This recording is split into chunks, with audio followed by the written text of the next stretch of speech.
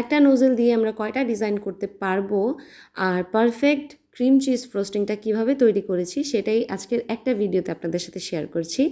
তো hello everyone, আসসালামু আলাইকুম, welcome back to my channel hobby of Saima. তো প্রথমেই আমি নিয়েছি হুইপ ক্রিম। তো এখানে আমি হুইপ ক্রিমটা নিয়েছিলাম ইনস্টা হুইপের, কারণ গরমকালে ইনস্টা হুইপটাই আসলে একমাত্র ভরসা। মাঝখানে যে গরম পড়েছিল সেইখানে কিন্তু ভিভো মানে ক্রিমটা দিয়ে আমি অনেকবার ট্রাই করেছি কেক বানানোর, সেটা পুরোপুরি গলে যাচ্ছিল।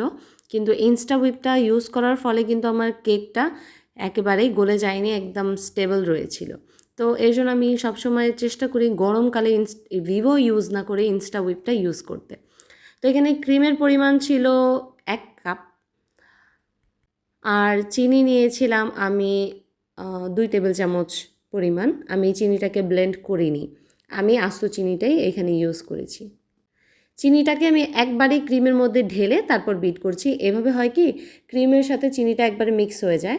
যদি ধাপে ধাপে আমরা এটাকে মিক্স করতে যাই তখন কিন্তু চিনিটা আস্ত রয়ে যায়। আর বিট করার সময় অবশ্যই খেয়াল রাখতে হবে বিটারের স্পিড যেন একেবারে হাইতে থাকে। আমি কেকের ক্ষেত্রেও যখন আমি ডিমটা ফোম করি তখন ব্লেন্ডার বলতেছি, বিটারের স্পিডটা একেবারে হাই থাকে। তো ক্রিমটা যখন আমার 80% মতো হয়ে যাবে তখন এর মধ্যে আমি অ্যাড করে দিচ্ছি ক্রিম চিজ। আর এই ক্রিম চিজের রেসিপি আমার চ্যানেলে আপলোড করা আছে, চাইলে দেখে আসতে পারেন। আমি লিঙ্কটি ডেসক্রিপশন বক্সে দিয়ে দিচ্ছি। ক্রিম চিজটা আমি ভালোভাবে দিয়ে তারপরে বিট করে নিব যতক্ষণ পর্যন্ত না ক্রিমটা স্টিফ হয়ে আসছে, মানে পুরো 100% বিট হয়ে আসছে। এই ক্রিমটা দিয়ে আমি রেড ভেলভেট কেক বানাবো, তাই আজকে আর কোনো ধরনের কালার এখানে আমি ইউজ করিনি। এখানে কিন্তু এই পর্যায়ে চাইলে যে কোনো ধরনের কালার আপনারা ইউজ করতে পারেন আপনাদের পছন্দ মতো। তো কমপ্লিটলি বিট হয়ে এসেছে। এখন আমি একটু স্প্যাচুলা দিয়ে চেক করে নিচ্ছি যে ক্রিমটা কেমন হয়েছে। দেখতেই পাচ্ছেন খুবই স্মুথ হয়েছে ক্রিমটা। এর থেকে বেশি বিট করলে কিন্তু ওভার বিট হয়ে যাবে, তখন ভিতরে এয়ার বাবল ঢুকে যাবে, তখন কেকের উপর আর ফিনিশিংটা সুন্দর আসবে না।